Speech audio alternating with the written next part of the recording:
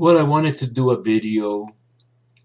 These are trying times on top of the pandemic, which has lessened quite a bit. We now have the war in Ukraine with all the tension and the issue of fuel and prices and all these things. And the suffering of the Ukrainians is incredible, and the arrogance of the Putins, let me put it that way, plural, uh, is incredible. And you know, the whole history of the world is one in which the powerful abuse and use the weaker for their purposes. There are times in which the weaker rise up in some way or try to create a new society. The French Revolution was one such attempt with many errors, of course. And then you have, communism and the attempts to create a new person, which have failed. You've got China, which seems to be very organized and channeled. The people have been channeled in this economic growth with tremendous political control, totalitarian. I think I don't keep up with too much of the technologies, but the guy responsible for, I forget what program it is, app it is, TikTok or something. I don't know what it is, not TikTok, but he's been kind of pushed out of the way, as rich as he is. So there you have a state that is in control even of the oligarchs, etc., or of the richest people. I'm reading a book on Cuba that I've had for many years, 1,500 pages, and I'm on page 171, and the man Hugh Thomas is still discussing slavery, how slaves could buy their freedom sometimes, how women were sold without their children. An incredible, horrible history just, 100 and some years ago. I showed you the concentration camp picture in my last video. And so we have a tremendous history of suffering, and it's very difficult to come to grips with it. Artists and artistic people are much affected by it, even if it's not hitting them directly. I've been reading about maybe things that are depressing, but Virginia Woolf, Sylvia Plath. I am now reading about T.S. Eliot, who converted to, I guess, the High Anglican Church, Church of England, not exactly the Catholic Church. And of course, after World War One, he wrote *The Waste Land*, and he was very affected by the corruption in the world and tried to escape it by religiosity and seeking to be perfect. And he eventually, I think, from what I'm reading, about at least 2/3 of the way into the book, he sort of settles for the best he can do. He recognizes his faults, his regrets, the things he did that were wrong or said that were wrong, the things he did not say or do that was wrong. One of the reasons I wanted to do this video is to say something. I have a couple of extra subscribers so that if anybody enjoys or can benefit from my humble reflections, so be it. I keep wrestling with God. Uh, in my Facebook, they asked me what, you know, in your profile, you can put what your religious beliefs are. And I chose to quote Isaiah, which says, "Truly you are a hidden God." And so, this silence of God is something that some of us deal with. Certainly, one can cultivate his religiosity, his faith, his fervor, his devotion by doing certain things and avoiding others.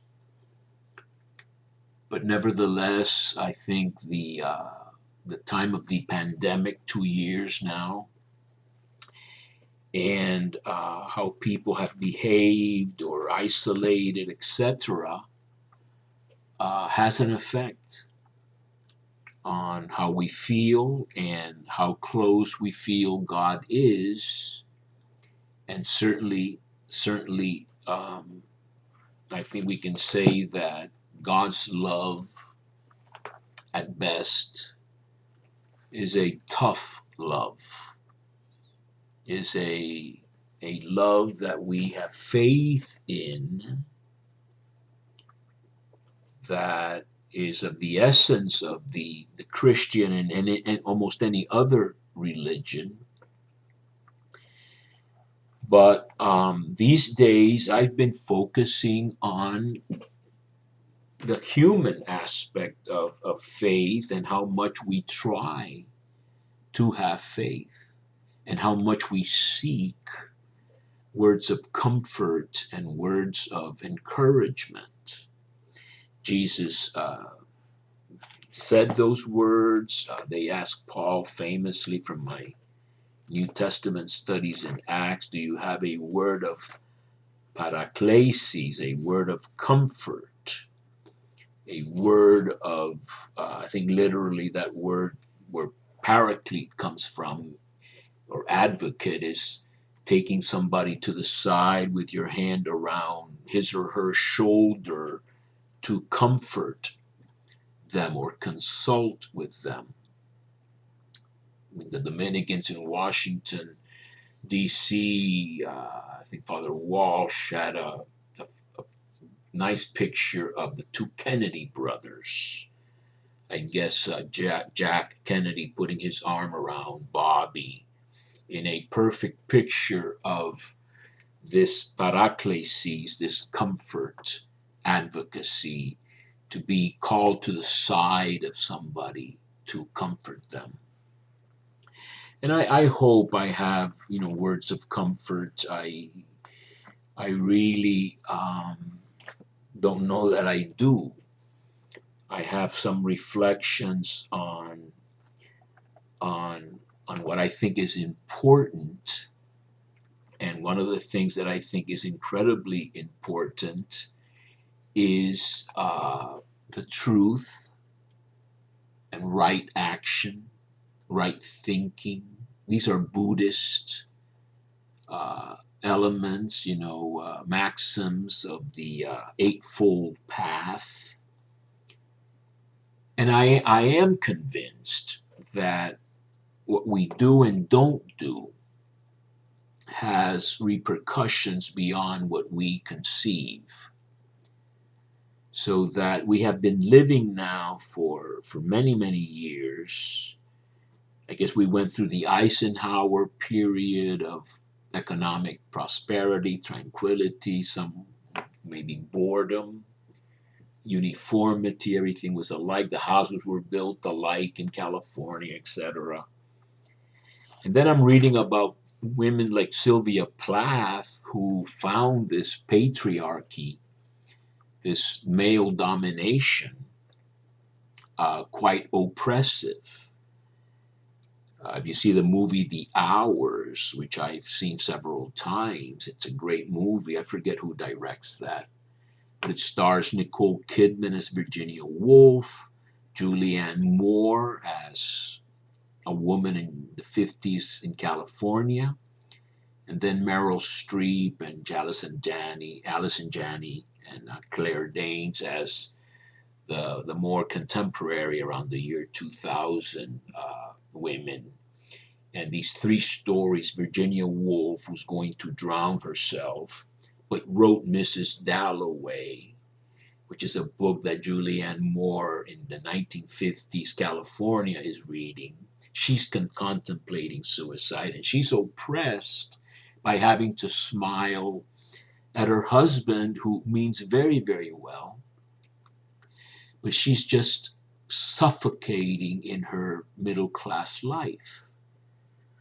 You might say, well, she has a husband who loves her, she has a son, she is pregnant, as I recall. Virginia Woolf had a doting husband, I think, Leonard Woolf, who worried about her. She was a gifted writer. But because of her artistic sensitivity, and yes, in the days of the bombardment by the Nazis, she lost, I think, both her homes in the countryside in England. So that was part of her uh, trauma or predicament.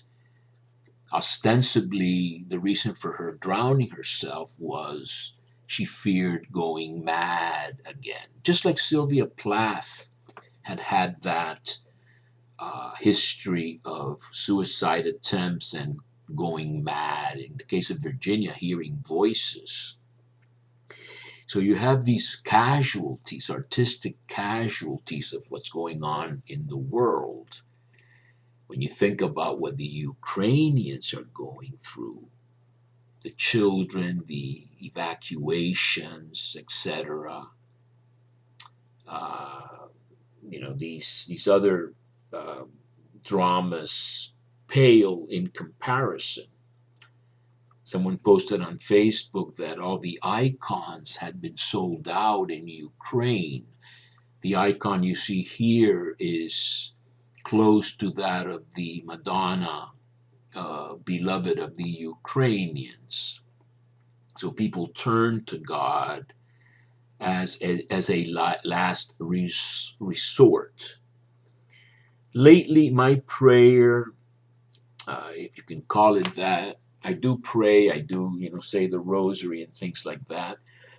There are, uh, causes to pray or petitions to pray, friends that need prayer, etc. Uh, my prayer at night, though, when I dialogue with God before going to sleep, is basically, you are really our only resort, our last resort, or especially for some people, he clearly seems to be the last resort. Virginia Woolf could not rely on Leonard or on the Bloomsbury group of very gifted, witty people. Some of them had died. I think Lytton Strachey had already died, but you have, Maynard Keynes, the economist Bertrand Russell was around. All these brilliant, witty people, and they did all kinds of things. It wasn't enough without the faith. They looked at, suicide much like the Stoics and Seneca. It makes sense. It is reasonable. If you are very unhappy with your life. And so, as I was saying last time, the president of Ukraine, Zelensky, who's Jewish, has, I don't know how to put it, manned up, risen to the occasion. And the people are instead of becoming despondent, they are fighting. I was just reading again, I was trying to read again about the second coming of Yeats, and I was getting more into some of the language in it. And it turns out that he uses a Hindu image, one of the incarnations of Lord Vishnu, who is a protector. This is a beast that has the body of a lion and the head of a man, etc. But it reminded me of the Bhagavad Gita, the celestial song of the Hindus, which Gandhi loved, which is all about fulfilling your dharma, fulfilling the right way that is destined for you. And in this particular case of the setting of the Bhagavad Gita, uh, one of the incarnations of God, Krishna, is the charioteer in this battle between, relatives. The whole teaching of the Bhagavad Gita is on the duty to fight, even though it is repugnant to you to fight your kinsmen.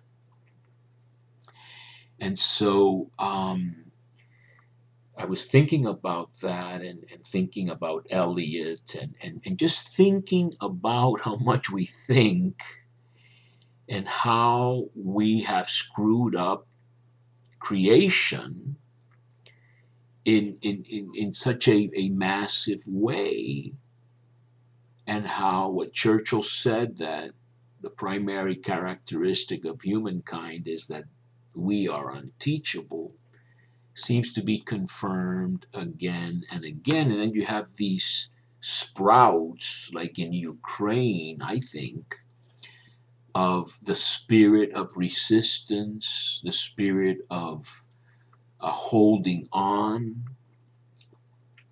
in the face of a very cruel, unnecessary war.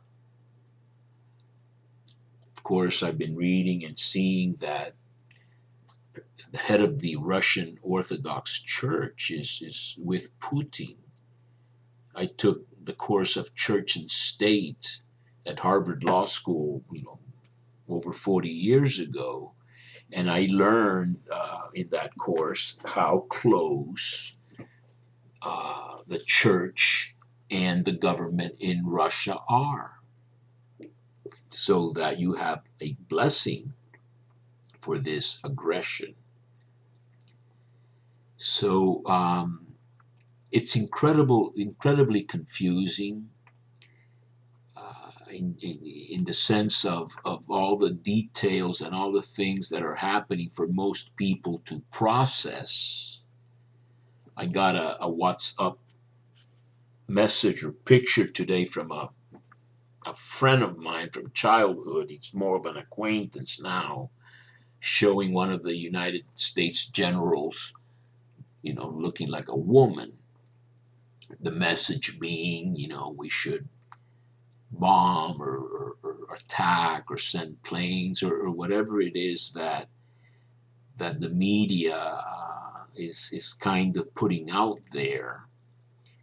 And it's not to say that the media is calling all the shots or anything, but certainly the media tends to promote what makes people angry. This has been established now, I think, with Facebook. People get engaged when their adrenaline is charged up, It's probably one reason why my videos have 33 followers, subscribers. It's not a great emotion. It's a meditation type of thing that I try to do. But I think that the basic points and values are that we don't act as children of God. We act as people. Some see themselves as cogs in the wheel, others as the leaders, powerful men, saviors. Hitler saw himself as, or he sold himself as the savior of Germany, and people were all too eager to follow him. I'm looking again at Rick Steves, The Rise of Fascism in Europe, and clearly he talks a lot about the base and the base and the base of Hitler, with obvious echoes to Trump's base. But it is a point well taken. People are mostly not given to reflection, not given to study. Even these people that come out and says, "Hey, I did the research on COVID. I decided not to take the vaccine." You didn't do any research. You thought you did research. The research is done by the authorities that are in charge of pandemics and things like that. But if you politicize that, then you attack the experts.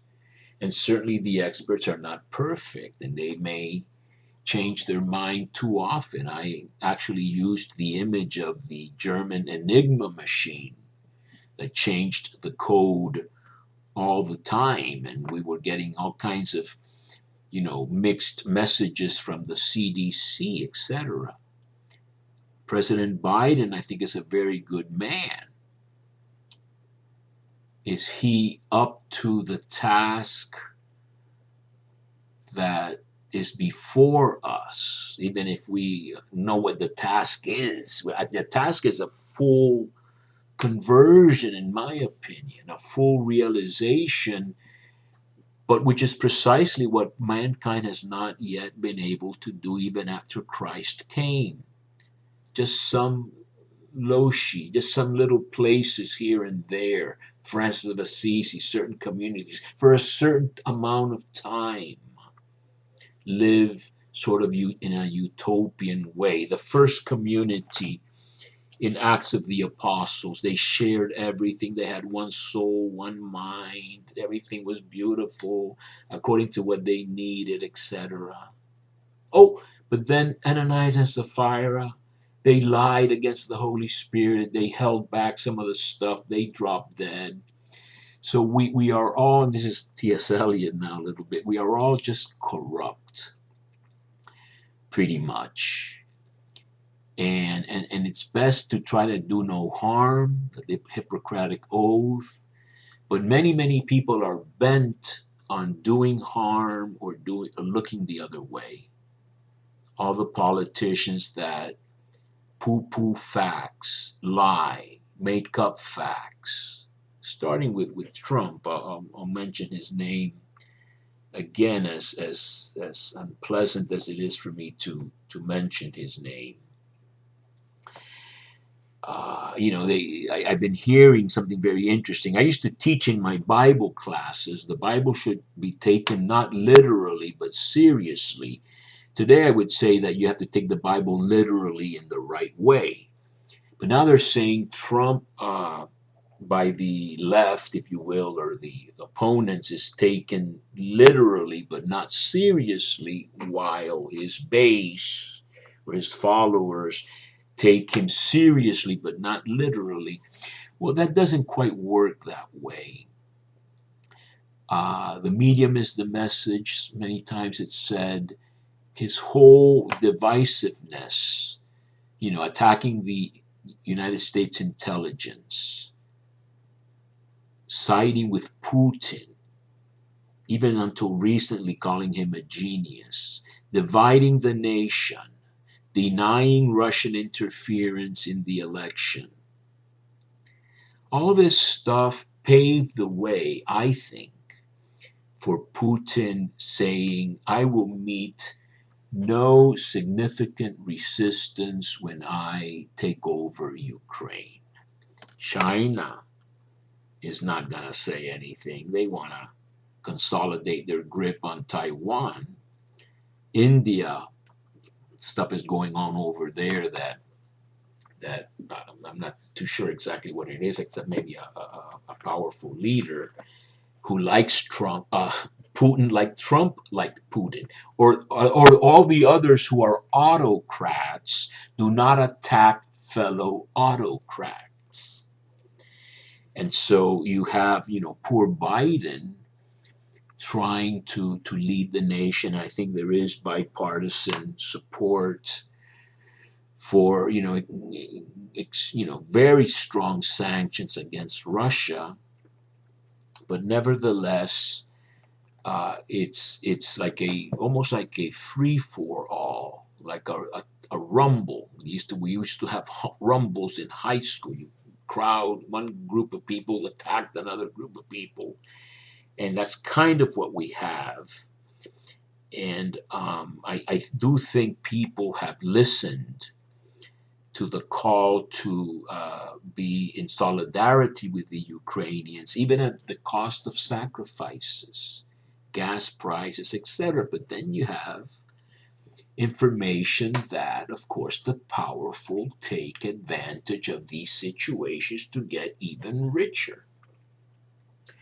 So they may not have $700 million yachts like some of the Russian oligarchs, but if there's four, as they say, meat manufacturers, and then others controlling this and others controlling that, or having a big hold on these factors of the economy, instead of doing the right thing, they take advantage of these situations, which makes the people more hard pressed, angrier, and more prone for the simple, simplistic solutions of some sort of strongman bully to help you not get raped in the prison you feel you are in.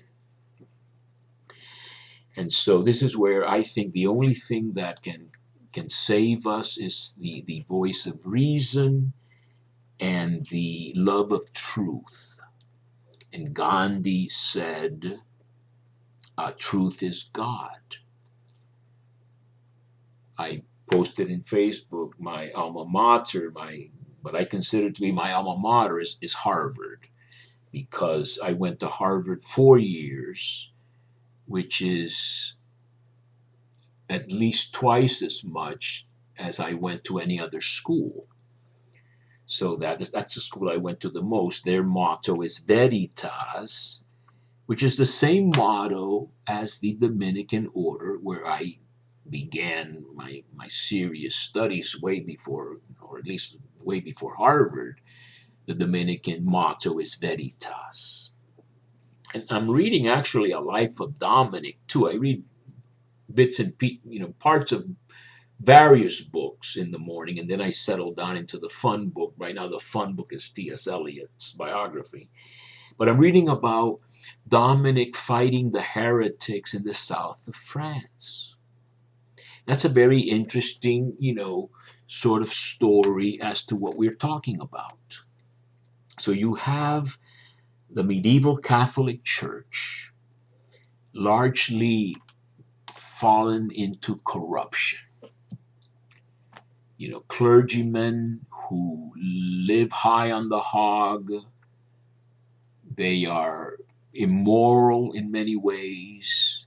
They love money in many ways. That's one of the accusations of Jesus against the Pharisees. Whether that's literally true or not, I don't know. But Luke says that Jesus says that the Pharisees who loved money, or he said this because the Pharisees loved money, etc. So you have a church giving a very bad example in the early 13th century, especially in the south of France, which is where Dominic is carrying out his activities that will result in the founding of the Dominican order, the order that I was in. And so you have these people yearning for a better spiritual life, just like T.S. Eliot, trying to escape corruption of the flesh to be better. That's what many Muslims try to do. They try to be spiritual. That's what many Catholics try to do. They try to turn to God in devotion and holiness. They seek holiness imperfectly. And so these heretics, these Albigensians, as they're called, or Cathars, it's a revival of the Gnostic heresy, if you will, principally a dualistic view of the world. The spiritual is the good realm, the material is the bad realm. The soul is our good element, the body is its prison, its corrupted prison. The New Testament, either as a whole or purged of very Jewish elements, is the good scripture, which talks about the good God. The Old Testament, the Jewish Old Testament, that talks about the bad God, the creator God. So there you present to the people this rudimentary kind of dualism. And what you have are the followers of these heresies practice poverty, practice simplicity, and they win the hearts and minds of many, many, many people in the south of France. And the Pope has sent, legates, and then Dominic and his bishop Diego are there with some legates, papal legates like Cistercians and things like that. And they're trying to preach and to show with their example that you can be a good Catholic without being a heretic, a Cathar or an Albigensian or whatever the name you want to give them is. But what's sad is the fact that ultimately recourse is made to military action.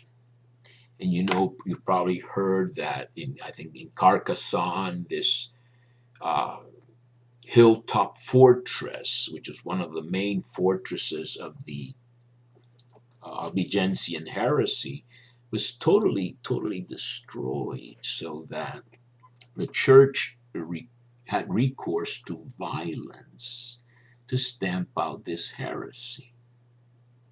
Now you might say, look, in hindsight, why, if the church had the wisdom or the sort of progressive policies that it has now, it would have said, well, look, these people like these heretics.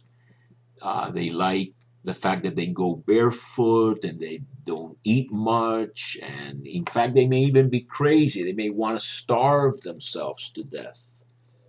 Some Cathars, the perfect Cathars, you were either a perfect or you were part of the bunch. And the bunch, it didn't matter too much what you did with the flesh because it was all bad. But if you were perfect, then you really, destroyed your flesh. And the people, many people, and many leaders followed the leaders of the heretics. The church might have said, well, look, this is a challenge to us to be better. Supposedly, according to the book I am reading, a good book in French by Father Vicaire, which we always talked about him in my days with the Dominicans, the Catholics easily would out-debate the heretics. But what was missing, lacking, was the example of a good or believable life.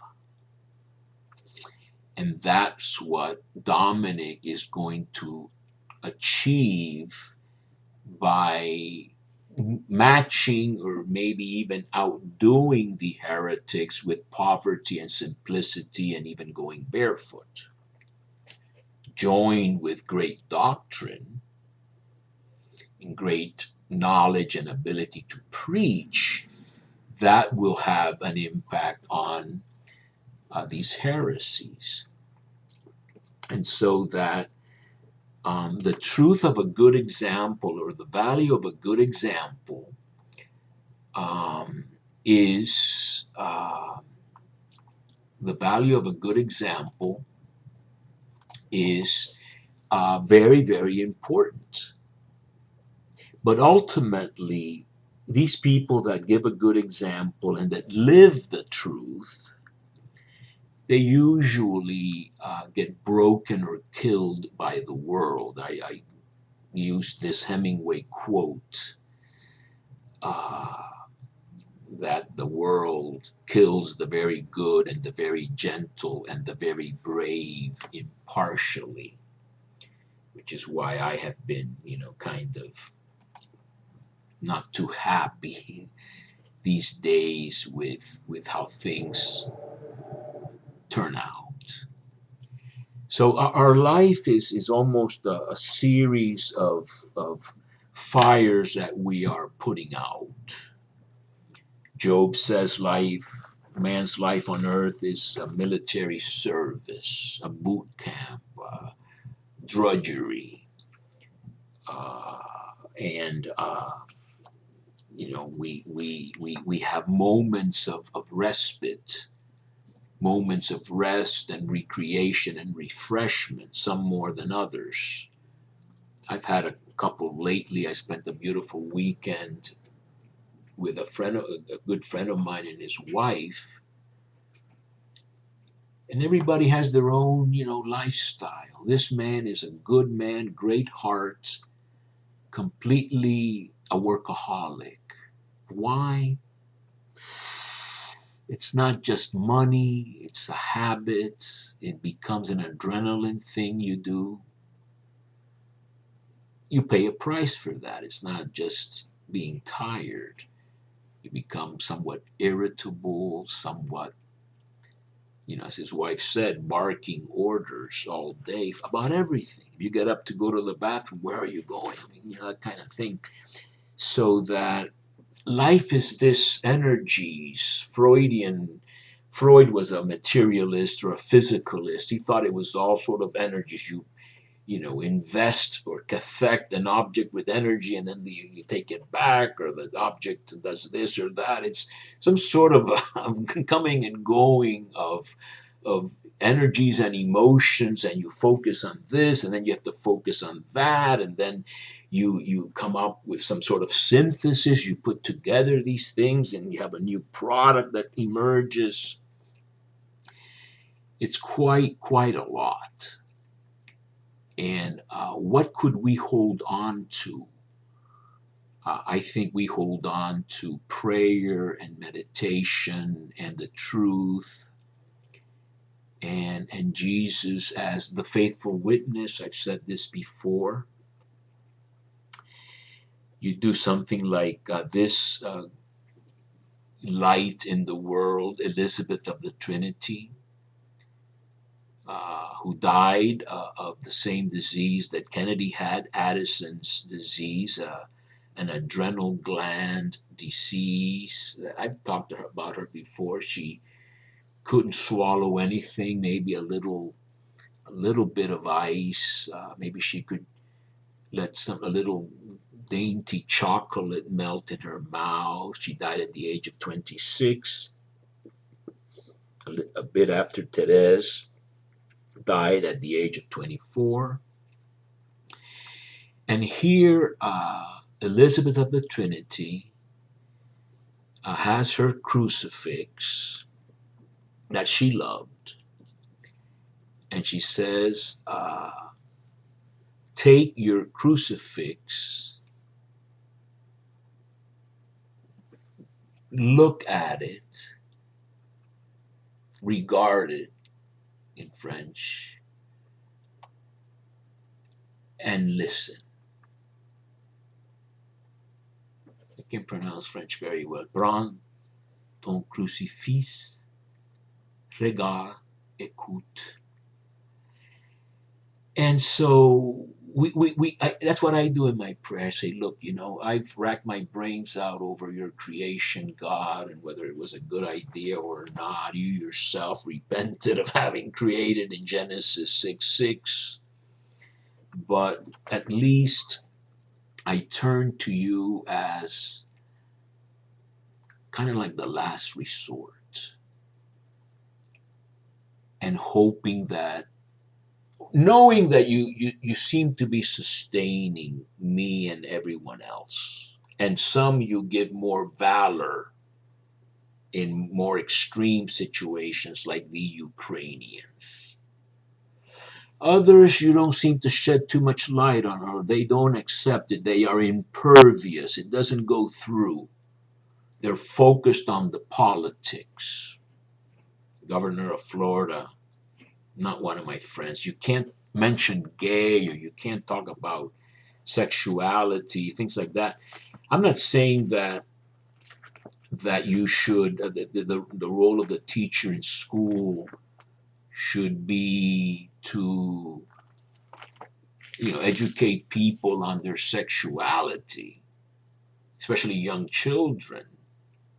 But when you contribute to an atmosphere, and maybe there's two extremes here, but what the governor is trying to do, and his base, because there you do again have a base, is to say it's taboo to acknowledge that some people are gay. It's a taboo to talk about it. Like in the military, don't ask, don't tell. Back in the Clinton days, and so, or like in the church, God forbid you say that there's a lot of gays in the priesthood, or among the bishops or anything like that. My point being simply, or John Paul II, when he couldn't believe that Marcel Maciel Degollado, the great abuser, founder of the Legionnaires of Christ, very orthodox order, he couldn't believe this guy had been, abusing young men for many, many years, and had two families on the side, by the way. Or when I went to a very holy Catholic auxiliary bishop of Miami, uh, or I heard the story when they came to him about a notorious abuser of young Nicaraguan immigrants into Miami. He just couldn't believe it. You don't mention certain things. That's supposed to be good. It's not supposed to be good. It blocks the truth. So ways of blocking the truth, and one of the things I try to do is not to block the truth. I'm not going to get up here and give you the whole list of all my sins. I almost come close to that sometimes, but not exactly. But what I'm saying is you have to lose your fear of the truth. And I think I've made some progress in accepting certain truths that are very difficult to accept because they're almost tragic truths. I'll tell you one right now. We've been talking about the Dominicans. I believe, I'm approaching 70, I believe that my great opportunity in life, maybe I'm wrong, was to have been a Dominican friar and then priest and who knows what else. But because of turbulence and deaths in my family, both my parents, and my own confusion, my own immaturity, my own everything, I too quickly, too thoughtlessly left the Dominican order when I was 23. And even though I tried to go back, and I did go back, and I did try again, I was already damaged goods. And so I believe, but maybe wrong, that I could have had a beautiful life following the most sublime vocation in the world. Not that. All my companions, who almost all of them left. All of them almost. Of the 12 we remained in the novitiate. One survived as a lay brother. The other one as a, I have to say it, an incredibly difficult, if not horrible, priest who really didn't participate in the order, except in name only. So I was one of the many casualties of that era. And the ones who did remain in the order were not all of them, great successes. So that I may be imagining a future that was never to be. But it's a beautiful idea. And again, in hindsight, had I known then what I know now, I would have said, stick it out, Emilio. You will find no other pasture or way of helping others than as a Dominican in Mexico. The prayer life, the community life, with all its imperfections. So if you have botched your vocation, I have friends, I have at least one dear friend who's very bright and knows me very well, who says, no, Emilio, you would have never made it as a Dominican. You're not cut out for community life, etc. That may be. Let's say it's one of the mysteries in the hands of God. And when there's a judgment, who knows what he'll say or not say. But the fact of the matter is that there are horrible truths that are more horrible if you hide them. Let's say that's my note of hope on which I'm going to end. We should seek the truth. We should seek the truth even if it seems to be against our self-interest or self-image. Don't defend yourself if you're wrong, but embrace the truth which will set you free. John 8:32. And so that is what I am sort of latching on to these days. Again, Gandhi said God is truth, or truth is God, or both. Gandhi was another imperfect guy. Famously, he was thinking of his young wife. He was only in his early teens while his father was dying. And he decided it's okay for me to leave my father's side and go be with my wife. And in that time, his father died, and Gandhi sort of never forgave himself for that. He adopted celibacy in the Zulu Wars when he was a nurse in South Africa. He realized that only by being celibate, I think in Hinduism they call it satyagraha. Very interesting. Satyagraha. Truth struggle. Celibacy. That was the only way he could be an effective nurse. And so on that note, which I had not planned, let us struggle for the truth like Gandhi did, without all our defects. We all learn little by little. Gandhi went to England to study law as a dandy, all dressed up, trying to eat very well. But his mother had made him promise to be a vegetarian, to keep being a Hindu vegetarian. I think he had only eaten meat once when he ate goat meat because a Muslim recommended it, and he dreamt he had a goat in his stomach that night and never again ate meat. He's on the ship going to England. The Englishmen are saying, without being a beef eater, you won't survive in the cold climate of England. But Gandhi stood by his resolution, and that's when he started going to vegetarian restaurants, which were the ones that he could go to eat vegetarian meals. And it was through that uh, lifestyle that he began to refresh his love of his own ancestral religion of Hinduism. That's how he became the Mahatma, the great soul, who did great things and is a symbol of simplicity, truth seeking, and getting together enemies, Muslims and Hindus, for which he was killed. The world will break you uh, if you are very good or very gentle or very brave. So I'm going to stop there. I wanted to share these reflections. It's not a simple message of everything's going to be okay, I'm okay, you're okay. Um, Ultimately, we're going to be facing something like this, one way or the other.